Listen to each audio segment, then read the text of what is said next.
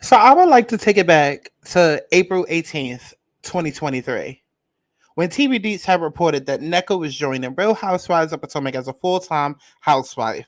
Okay, they gave us a whole excerpt on her, and they showed us pictures of her. They told us that she was married to a doctor, she owns a champagne line, and worked as a political commentator. And immediately, I commented, "This is not a win. LOL. Y'all yelled colorism and they threw in a token dark-skinned woman to even the playing field while still indulging in the same behaviors and antics even more in plain sight. But go off Twitter because skin color isn't the issue. Nobody's going to win until people get that." Now, mind you, I posted that April 18th, 2023. Then I went on to say, this is why I don't indulge in a social media outrage, because while everybody is going to be excited about just having another dark-skinned housewife, season 8 is going to come and Giselle is still going to Giselle. Is it genuine excitement, or are we just looking for women to fight the color war? I kept going. I said my point is making a show more diverse doesn't suddenly erase its issues. I'm also clocking all the people who are more concerned with the optics of the show having more light than brown than actually addressing the real issues under the surface. I swear I'd be the only one seeing how so many people weaponize and use their social justice movements for selfish gain. I kept going. I said, these women are human beings. It's sad that people are already like, yes, one more brown girl to go against the green-eyed bandits. How are you making things any better than all the colorism shit that came up last year? I don't care how many girls Real Housewives of Potomac's adds to fill a quota. Let's have the real conversation. These were the comments. Y'all will complain about any and everything. Hush. It still amazes me what you all consider dark. For me, dark skin resides between Candiace and past Wendy's complexion. Did y'all scream colorism when them girls from Georgia was picking on Tanya? They thought she was soft and dainty because of her skin color. You can't win for losing. Shut up and watch the show or go watch Days of Our Lives. Somebody else said, she isn't dark skin. What is wrong with y'all? She's obviously lighter than Candiace and Wendy. Somebody else said, you sound dumb. Oh, okay. Now let's back it up even more. Somebody else said, Giselle Bryant finding out Bravo casted another beautiful dark-skinned housewife with money and a loving husband. This is what they posted on April 18th as well. To which I replied on April 20th, the gag is, I feel like they about to be besties. The people scream colorism and Bravo casted a diversity hire. And I can see them taking it a step further to have her align with the green-eyed bandits to deviate from the allegations. And if we keep going,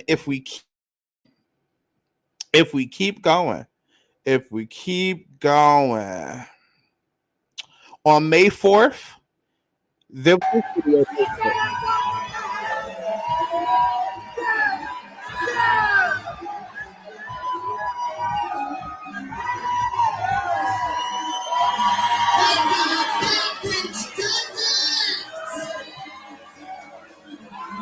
And as you can tell from the Real Housewives of Potomac trailer, this is the scene that they want us hyped about, because this is the slow-mo shot that we got in the trailer. As you can see, Wendy is wearing the Mugler outfit that all the girls seem to be wearing across all the Real Housewives of Bravo. Everybody and their mama been wearing the Mugler outfit, even down to TikTok. Y'all remember the whole birthday outfit and you need to dress better. Okay.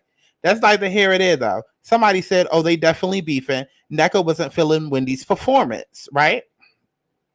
To which I said on May 4th, 2023, good. Bravo played in y'all faces. Like I said, token diversity hire to shut Black Twitter up. But y'all go off with y'all delusions. Okay?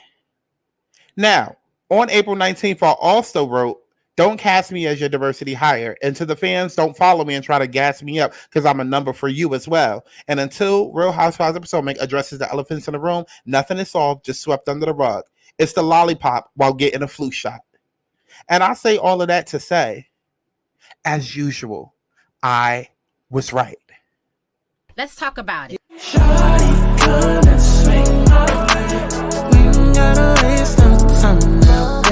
Let's talk about it. Let's talk about it. Shawty, come and swing my way. We ain't gotta waste no time now, baby. Put that all in my face. I just wanna bump and grind on you. On you.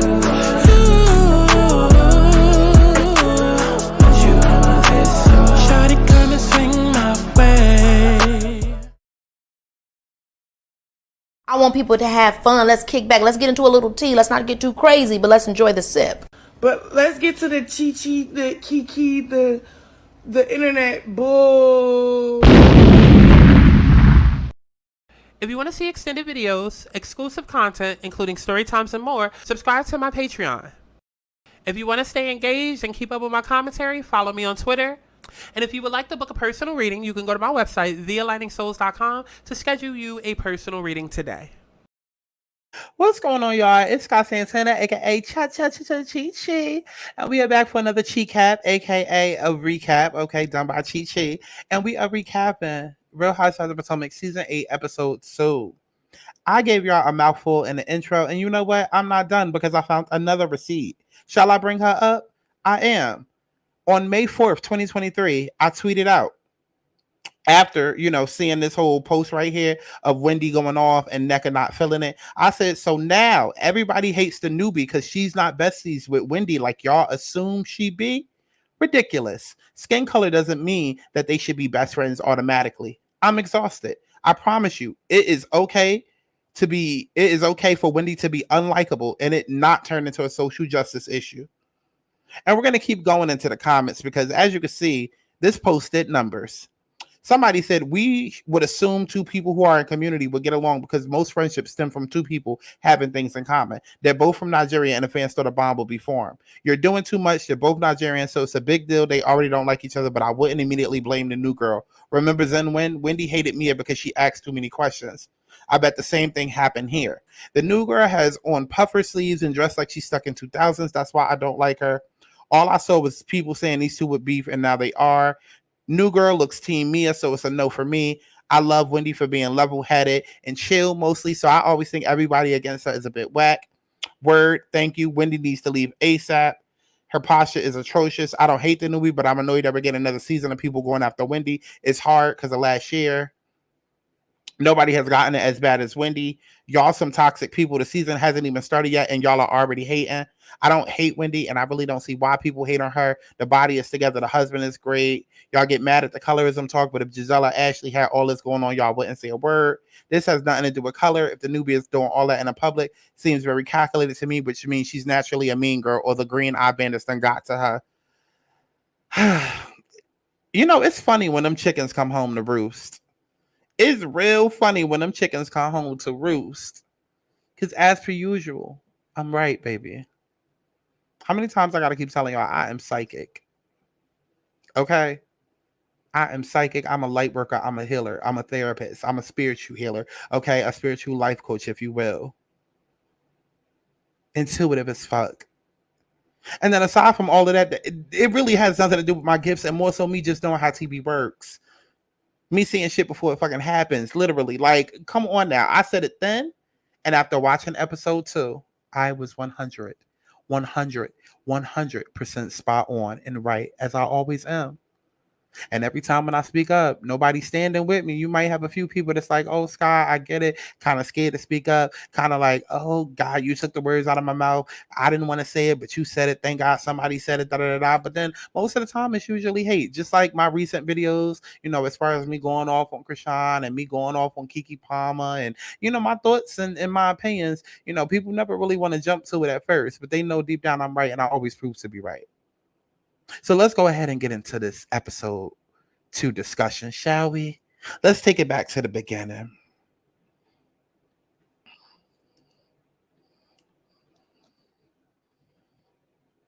And just so y'all have something to look at, I'm going to go ahead and put this picture of forehead up on the screen. Okay, because she seemed to be the general star of this episode. Okay, so episode 802 starts off with forehead. So we got Sheila's daughter who's meeting with Sheila. Okay, I said, oh, look at Sheila. Oh, okay. How much you pay her to come and make an appearance? Okay, now that she ain't got Michael in her life, I guess she got to fill with somebody. Child, listen. Sheilah's back around, and Ashley is flower shopping, and the producers, they doing their whole little cash register thing. Y'all know, because on the Housewives shows, they love to pocket watch. Like, it's all about how much money can a housewife spend, right? So, as Ashley's going around touching things, they're bringing up the prices and all of that on screen, because this is Housewives, and we want to see luxury. But baby, we couldn't get somebody else to do it. Because ain't nothing luxury about this dry ass hair that Sheila and her daughter is wearing. Because if you ask me, that money need to be going towards those shaking wigs that was on top of their heads. I said, Ashley, why does your hair always look like a fucking bird's nest? Like, you can tell that your mama is white. You can tell. You can tell. You can tell. And I know Ashley's daddy is the one that is actually white. But listen, Sheila, if she didn't have a hint of melanin, I would think that she was white too. Because Ashley literally walks around like that biracial kid whose mother does not know what to do with the hair. Like, why is it given that your mama is white and your mama is black? Like, it really is giving 2% drop rule, because Ashley, you are biracial, you are 40 years old, and you still don't know what to do with your hair. Every time your hair is out and you trying to give natural curls, it's giving natural mess. Why does it constantly look like the hurricane of Potomac then ran up through your scalp? Like, girl, get it together. You sitting here buying flowers, you need to be buying a stylist. You need to be buying a stylist. Now, don't get me wrong. Forehead is not ugly. She's not ugly. Sometimes she need to pull the wig down over that forehead because, all of that space in between her headline and her eyebrows is a little ugly, but she's not an ugly girl. It's just, I don't like how she gets up here with her hair out like that. Like, girl, you just be looking so unkept. Maybe it's a ploy for her to get some more money out of Michael in courts. I don't know. Maybe she going for the whole distressed look. I don't know. But Ashley is talking about vacationing with Michael and how he didn't try anything. And I'm like, girl, why would he? He's gay. He's gay. Like, you're literally dating a Bati boy. That's why y'all was down there in Jamaica, because he was down there in the men. Like, girl, talking about something. She knows nothing about this lawsuit that he has with Candiace. As she's sitting there on camera trying not to laugh. Child, get this white woman off my screen. We get over, speaking of white women, we move over to Mia and Karen. Now, Mia calls herself reaching out to Karen and trying to like make things up, I guess, because now Mia is like on this new path of, oh, I don't drink anymore. Oh, I'm sober, Mia. I was mixing medication and alcohol. I'm just like, Mia, any excuse is better than none, I guess. Karen is here doing her Karen thing. And listen, I don't like Karen. That seems to be y'all favorite. Y'all seem to go up for Karen as if she is like the greatest thing since like she's not. To me, Karen is whack. Karen has been whack, and Karen has not had a decent storyline since Raise Taxes. She gets on the screen every time her drama and her tea is brought up. She avoids it all, and yet y'all want to hold Robin to the fire, but y'all don't want to hold Karen to the motherfucking fire. And that's why we sitting here in this scene right now, because Karen is still holding a grudge against Mia, because last season Mia came up to her and was like, "Listen, the word around town is that you sleeping around and Blue Eye Boy and Julia, so whatever was going on." And you know those rumors that they be trying to say about Beyonce and her security guard? Yeah, they saying the same thing about Karen and her security guard. And I mean, it's not too far-fetched to believe, because look at Ray. Look at Ray. Do it look like his dick work? It don't. It don't. So she probably is sleeping around, and that's okay. But the problem is that Karen lies so goddamn much, we never gonna know, and we never gonna get to the truth, because even in the scene, Karen is still not admitting to the motherfucking truth. Even in this scene, she's still on her bullshit, talking about something. I'm not gonna repeat it. You know what you said. And see, that's what happens. That's what happens. Because Cameron, you lie so damn much, you don't even know what you're lying about. You don't even know what you're lying about. That's how I know Karen is sitting there full of shit. Because if you know that you did not do some shit, oh, that shit would stick out to you like white on rice. That shit will be etched in your motherfucking brain. Okay, that shit will be imprinted in your brain. If somebody going around with these salacious ass rumors that's affecting you and your household, like you said that it is, oh, you would remember what the fuck she said. You wouldn't be like, no, I'm gonna wait for you to repeat it. No, bitch, you would remember. I wouldn't even wait for the bitch to bring it up. Listen, she wouldn't have had a chance to say anything. I would have slapped her, because that's how mad about the rumors I would have been. So Karen, you are full of shit. Okay, because Karen is sitting there insisting that she never came for me and that me is lying. Again, why is it okay for everybody to bring up Robin shit and everybody else's shit gets brought up, but Karen's shit is quickly buried? The way that y'all be dragging Robin, direct that energy to Karen, okay? Because Mia brought up actual tea from Karen's actual circle that knows her outside the show. And as much as y'all want to sit and shit on Charisse and be like, why is she back? Why is she back? We would not have a Housewives of Potomac without Charisse. And you could get in the comments and be like, I don't care, but still, it's still fuck Charisse. Yeah, just like it's still fuck Nene and it's still fuck Mariah Huck. But y'all seem to a week talking about what they contributed to Bravo. So we're gonna do the same with Sharice. Sharice may not be a main house cast member, but she's the reason all these bitches up on this show, because Sharice is the real grand dame, and Sharice knows where the bones are buried, and that's exactly why Karen can't stand her, and that's exactly why I now go up for Sharice. Any enemy of Karen's is a best friend of mine's. Child. So the scene switches to talking to me about what's going on with Gordon. Karen is like, oh, because Giselle tried to bring up embezzlement, and Mia is like, listen, child, I don't know, maybe it was, I don't know. And Karen tries to do the whole, but that's your husband, and Mia is like, I don't give a fuck. I don't give a fuck. Like, and I'm with Mia. I'm like, see, this is why I'm really loving Mia this season, because I don't give a fuck. Yes, that's my man, but my man can be out there doing shady shit, and you're not about to bring me down with you, especially when our relationship is already on the box. I'm not caping for you. I'm not putting up the whole united front. And that's where Karen gets shit wrong, right? Because Karen is used to lying and deflecting. And I don't know if that's no, it definitely is an older generation type of thing. Because Karen, though she don't want to admit it, she wants to say that she in her triple 20s. Okay, girl, Karen is 60. So she from that whole demographic of, I'm going to stand by my man no matter what. He probably got 20 wives and 30 kids, but I'm going to turn a blind eye as long as he come home to me and the bills is paid and I got a roof over my head. That's the generation that Karen comes from. Meanwhile, Mia is like, girl, fuck all of that. Girl, fuck all of that. I'm not sleeping down. No, how did they say? I'm not lying down while sleeping. Listen, baby, I'm not riding or dying. Okay, I might ride, but when it comes to the point of me dying, I'm jumping the fuck out. And Karen expected her to be like, no, that's my husband. And no, Mia was like, fuck that. And I said, I know that's right, Mia. Karen fake ass going to talk about something. I'm optimistic about us, but the girls need to get more like us. But then also Karen was in a confessional talking about something. Once you go low, I don't trust you. So I expect Mia to flip like a light switch. You mean like how you just said, Karen? God, she's so damn fake. I don't understand how y'all love her, but that's y'all grand dame, and she ain't done nothing grime in the last 10 seasons. Child, moving it along, we get to Miss Candy Girl. Okay, we get to Miss Candy Girl. Miss Candy Girl. So this black man comes over, and Candiace shows off her new office. Okay, first things first, Candy Girl, why you look good in green? Baby, that room don't. Okay, change it, bitch. And I know you have a lot of green to make that happen. So, in your words, Candy, let's make that happen. Okay? Now, this Candiace manager that she got in front of her, he's asking her if she wants to bring Drew with her on tour. And at first I was like, Candy Girl, what is the smoke? Because you can tell that she was not thrilled about that idea. Like, yeah, we did it. And it should have like stayed as like a one and done. Like, why I gotta bring her around everywhere? Why I gotta babysit? And at first I was like, girl, what's the smoke? You already know that they about to eat you up on Twitter about this. Like, come on now. Like, Candiace, you and Drew can't be at the bottom of the totem pole on both y'all respective shows. And then now y'all beefing. Like, not my two faves going at it. But then I thought about it, and after thinking about it, I was just like, I kind of get it.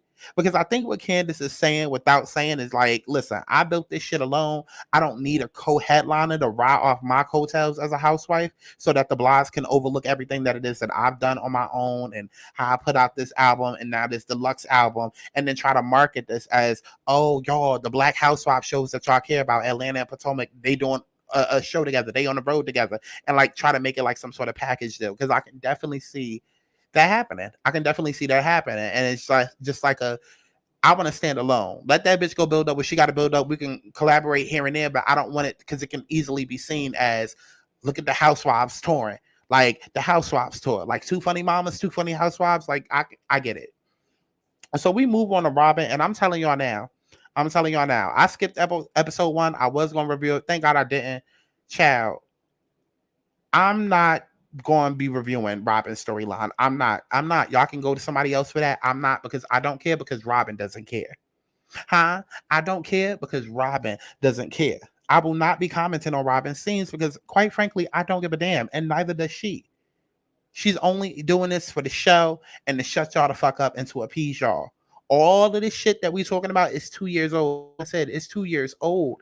When I was filming season 7, we wasn't about to bring up tea that happened a year and a half prior to filming. And I'm like, y'all want so bad for her to get up on camera and fake be mad just so y'all can feel vindicated.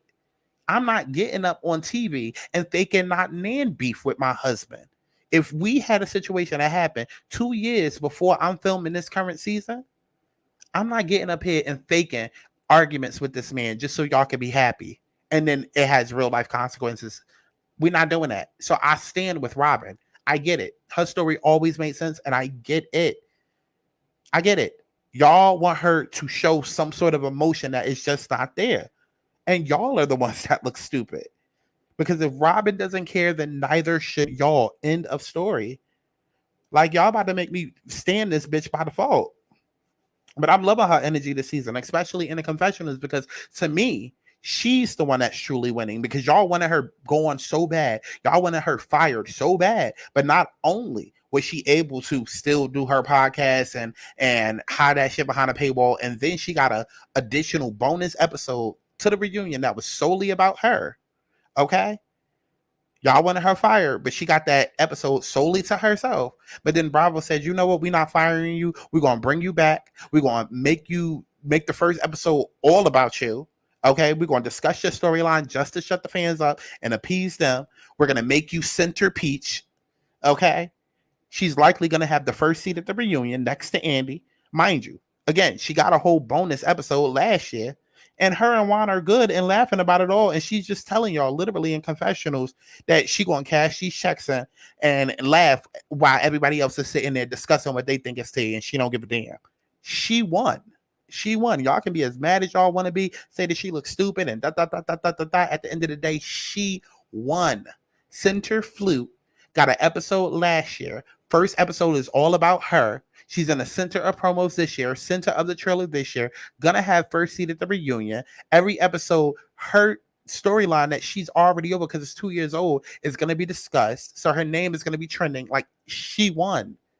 Y'all really thought y'all ate, but she won. She won. Okay.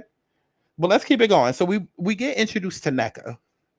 Okay, and if you don't know who Nneka is, baby, Nneka is the girl that we started this whole video talking about. Okay.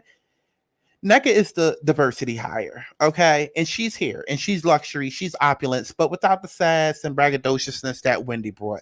Now, let's get into Wendy for a little bit, because the difference between Nneka and Wendy is that Wendy came in strong in a very condescending manner, okay? Because people were always bringing up her 4 degrees and like, why does that matter? And why don't people like Wendy? I'm going to tell you why people don't like Wendy, because Wendy is one of those Africans that come in and they feel like they better than Black Americans, and that's exactly how she came in. When she made the 4 degrees comments, it wasn't in a way where she felt proud. It was in a way where she was trying to shit on Ashley and she was trying to shit on everybody else. And we're not going to sugarcoat over here. We're just going to call shit what it is. And we're going to make it a thing, okay? We're going to make a thing a thing. At the end of the day, there are Africans that come in and try to shit on African Americans because y'all feel like y'all are smarter than us, more intelligent, whatever. We've seen it happen. We've seen it happen. And that's exactly how Wendy came in. The fans clocked it. And a lot of people still hold a grudge towards her. And so looking at Nneka, Nneka is doing none of that. Yes, Nneka is being braggadocious. Yes, Nneka is flaunting her wealth, but it's not done in a way to where it's demeaning to somebody else. She's doing it in a way of, baby, this is Housewives. This is what I have. And then, yes, I'm sorry, her Valley Girl personality does soften it a little bit. It does. It does. But that's why Nneka is receiving a better reception, at least from me. People only going to hate Nneka, and this is what I said in my notes, because she's not Team Wendy. And again, it's because y'all wanted 2 dark-skinned girls to be besties, and they would team up against the Light Brights. That's what y'all wanted. And that's because y'all problem is y'all are colorist at the end of the day. But get over it. So we move on to Wendy. Wendy's touring townhomes because she's looking for a talk show podcast studio space.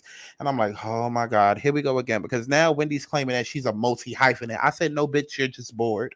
You're just bored because every season it's a new business. And no, it's not a new business and a Candy Burris actually build it to the point of succession type of business. No. It's new business as in I'm a flip-flopper and I have no sense of direction and I'm actually allergic to commitment type of business, because literally every season Wendy is doing something different. 1 minute she going to school, next minute she dropping out of school, next minute she doing newscasting, next minute she want to do candles, next minute she want to play with a pussy, like get a new pussy, get a new body done, next minute she want to be a fashion over influencer. It's like, Wendy, get it together, because now all of a sudden this season you want to be Joe Button.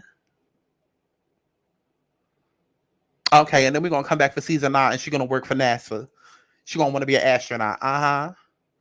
Okay. She gonna be asking to go deep down into the sea with the submarines.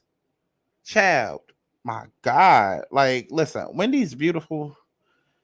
And the home that they was filming it is literally perfect for content creation. Like me as a content creator, I constantly think about things like that. And I cannot wait when I can get back on screen, because the reason why I'm off, well, there's a couple of reasons why I'm off screen now. It's just easier. But when I do get back on screen, because eventually it's not going to be voiceovers forever. But when I do get back on screen, um, I want a home that is set up like what Wendy was in, and how she had it set, like, just, it was everything. The kitchen was everything. The living room was everything. Like, I was literally envisioning so much content that could be made in there, like from ratchet recipes to, like, oh my God, I was loving it. So I was here for when she was talking about how she would bring on Yvonne Orgy and they'd be cooking, and like I could picture it in my head, because it's nothing that hasn't been done before. And that's the thing. Again, Wendy doesn't know what the fuck she wants to do, and she's sitting here trying to act like she being so innovative and cute and creative in the morning, but she really not. You sitting here trying to reinvent ideas that's already been done, talking about some wine with Dr. Wendy. Bitch, you mean unwind with Tasha K? Girl, let's move the fuck on. Let's move the fuck on, because I promise you, Wendy probably already has. Next year it's gonna be a whole new fucking career, child. How you go from being Dr. Wendy to now next year she gonna be a hairstylist, y'all.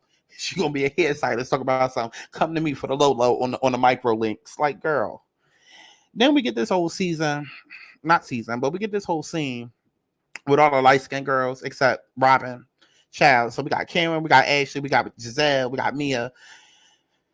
I don't care about this scene, so we're not really gonna talk about it, because I don't care about the scene. They bring up Robin, I don't care. They bring up the fact that Mia and Karen aren't good, but they're going to be good, but they're not good. I don't care. Ashley says that Candiace told her to stop talking to her. And listen, I just want them to go ahead and fuck, because it's clear at this point they got to be kissing lesbians, because the way that they go up and down, in 1 minute it's like, don't talk to me, you a slave owner's wife, and then y'all want to sit at BravoCon and do all of this fake shit and be like, oh, but we're good, we're 78% good, right? Like, Candiace, Ashley, get the fuck out of my face with this shit.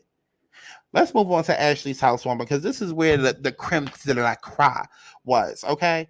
Giselle shows up, and this is the absolute best that we've ever seen Giselle look. Absolute best. She looked breathtaking. Giselle asks if Michael was going to pop up, and Ashley basically says no, because she, Michael has the kids and they're off somewhere or whatever. And honestly, yeah, let's speak about those white kids, because I just want to know, can they say nigga?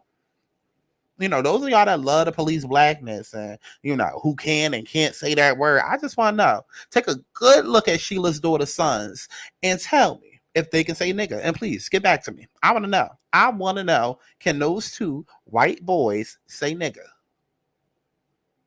Y'all love a good 1% drop roll. I just want to know. These are just the questions that I need answers to. Huh? So Ashley brings up, some sort of DUI service that drives you home while you in the back intoxicated. And I think that is so dope. I do. And I hope that's not just a luxury thing, because I feel like that would save even a lot of people's lives. Like, I got my first DUI at 19 or 20. No, I was definitely 19 or 20. I feel like I was 20. That's crazy too, how I didn't go to jail, because I was clearly underage drinking, but they cared more about the fact that I got into a whole accident and I could have lost my life. That's crazy. That's real crazy. How the judge did not notice, bitch, I'm underage drinking. And I could have went to jail based off of that, but my accident was so bad because I totaled my car. Listen, girl, listen, Jupiter retrograde 8th house, I done lived 9 motherfucking lives. But yes, I had totaled my car, and yeah, then had to turn around and do another. Listen, I had a breathalyzer in the car, then I got another DUI. Listen, where was that service back when I was drinking and driving? That's why I don't live in a state where I gotta drive. Child. Listen, but this ain't about me. Personal problems not about to come out. So anyway, back to this little housewoman. Okay, back to this little housewoman. Okay, for a house that's not even an Ashley name, it's St. Michael's. Child. Anyways, so all the girls get there. It's Giselle, Ashley, Mia, Karen, Wendy, and Charisse. Charisse and Karen are actually twinning. Okay, they got on the same blouse, they got on the same shoes, and I'm like, yeah, because that's the next pair of kissing lesbians that's on the show. I feel like all of these girls be rubbing clits together. Okay, we got fucking Mia and Wendy that was rubbing clits last season. We got Ashley and Candiace who act like they want to rub clits. We already know how Giselle and Robin get down allegedly. So it's not that far-fetched to believe that Karen and Sharice don't be doing it. Child, they be running away from each other like they listen. I'm not even gonna go there, but Wendy does come in and she only says hi to Karen and Sharice and Ashley as if her and Mia weren't kitty clicking just last season after the Miami fight. But okay, we want to act like that didn't happen. So Nneka comes in and immediately you can sense the uneasiness on Wendy's face. Like I saw it and the producer saw it. Hence why we kept getting Wendy's face in real time. Y'all can sit and act like, oh, it was edited and chopped. No, it wasn't. No, it wasn't. No, it wasn't. Wendy felt uncomfortable. You can literally look at the girl and see that she's African. And I don't mean that as shade or anything. I mean that as like something realistic. You can look at somebody and see that they're Asian. You can look at somebody and see that they're Spanish. You can look at somebody and see if they're white. Da, da, da, da. So obviously, if I'm the only dark-skinned girl on this cast full of light brights and another girl is being introduced, and I already know how the whole game of introduction and who's testing to be a housewife works because I've had to do it before. So Wendy is sitting there looking. She sees the girl comes in. She's like, oh, this is the new girl. Oh, it's Nneka, not Nneka. It's Nneka. Oh, she's one of me. Oh. So you can literally see her processing all of this. Like, and I feel like the moment that Nneka walked in, Wendy was sitting there looking like, damn, she's my replacement. Like, I feel like all of a sudden everything hit her because obviously Wendy isn't dumb, and she's gonna let you know, as she ended up letting Ashley know later on, I got a PhD, and that's only 1% of the population. Now, when she said that, no, that wasn't condescending. She's allowed to say that. That wasn't a condescending moment. I don't want to make it seem like every time she bring up her degrees or she bring up who she is, that, you know, that wasn't a condescending moment. No. But you could tell that she already knew in her head, as soon as she saw Nneka, that, yeah, this is not gonna work. Clearly, she's here to replace me. She knew. Wendy felt threatened, especially after Ashley had told her, you know, that Nneka is from the same place. You know, you could really see that Wendy was like, damn, here's my replacement. So Ashley started stirring shit. You know, she pulls Wendy off to the side, and Ashley is already stirring shit, and Wendy easily takes the bait. And that's how I know that Wendy did not like Nneka from the jump. That's how I know she knew that girl was there to replace her, and she didn't like her from the jump. Because Wendy, it's crazy how you can sit there with Ashley and notice how Ashley was being messy, bringing Deborah around. Granted, you know, given what happened last season with Deborah and Chris and Happy Eddie, like, you could clock all of that, but you can't clock the fact that Ashley's being messy right now with Nneka. You can't clock that. Even the producers clocked it, because the producers was like, baby, you put in 20 on 10. That is not the way that things went down, and the way that you retold that story to Wendy. You sitting there acting like Nneka was talking shit about her, and that's not the way that it happened. And Ashley, fucking big, wide forehead ass, was talking about something. Ooh, my bad, it must have been a tequila. Must have been tequila. And of course, Wendy now has a problem with Nneka based off nothing. Exactly like I said in my tweets in the beginning from months ago. Wendy's just jealous. And y'all want it so bad for the two dark-skinned girls to be besties, not realizing that Nneka is just her replacement, and she's just here to be the token quota to add some more shades to this light, bright cast. But I mean, here y'all go. So let me know what y'all thought about all of this down in the comment box below. I mean, I'm ready for them to get into the shits. I'm ready for this whole Robin storyline era to be wrapped up. Like, let's get it out the way. And I love how Robin, like, threw it all out there. Like, first episode, she was the first scene of the first episode, had like the first 15-20 minutes, and I love how she just threw everything out there. Here's the rumors. Okay, so not only did we have the girl in the hotel, but then we got the nail salon, and then we're gonna bring up the whole, you know, basketball thing. Like, I love how she addressed everything. Like, boom, boom, boom, let's get it out the way. I'm ready for them to stop dragging this shit out. I don't want to hear about this shit by the mid-season trailer. I don't, because if Robin doesn't care, y'all shouldn't. Get the fuck over it. Let me know what y'all thought about all of this down in the comment box below. Make sure that y'all are streaming not only my music, but Candiace's music as well, because she got bops. She just dropped the video for Fine Wine. I've been harassing her, literally. Okay? Girl, this is why y'all need to follow me on Twitter, okay? But I've been harassing her literally for years, telling her, like, bitch, you need to get up-tempo bops out there, okay? Because Candiace's music is fire. And unless you have listened to her actual album, you won't know that her music is fire, because Bravo wants to keep playing in her face. They make her perform, and all they bring up is Drive Back. That corny ass song, which is literally her weakest song out of everything that she has. She has actual bops. She has ballads. She has slow tempo bops. Like, she has great music, but you will never know that if you leave it up to Bravo, who only wants to hear Dry Back. That commercial ass, whack ass song. So I've been harassing her for years because even last season and with the Deep Space album, she has not made the best single choices at all. And I'm like, girl, you need to show off your range. Like, Hands in the Air should have been a single. Cause a Scene should have been a fucking single. Nostalgia, Do It should have been a fucking single. Show Me should have been a fucking single. What the fuck are you doing? You choosing all of these other songs that's cute, but they ain't in around the house type of cute. So I'm glad that she finally listened to me and dropped an up-tempo bop with an up-tempo video to match. Like, I love it. I love it. I love it. I love it. So make sure that y'all streaming my music. Make sure that y'all streaming her music. Let me know y'all thoughts and comments and opinions or all of that down in the comment box below. And yeah, if you would like to book a reading, go to my website, thealignedSouls.com. That is in the description box. And if you would like to book if you just want to do like a quick Q&A, 5-minute Q&A reading, you can do that as well. That is down in the description box below. Sign up for the Patreon, patreon.com/Santana, so that we can get the thing cracking with exclusive content. And I love each and every one of y'all in HD audio, and I'll see you in the next one. Bye. Booty congregation.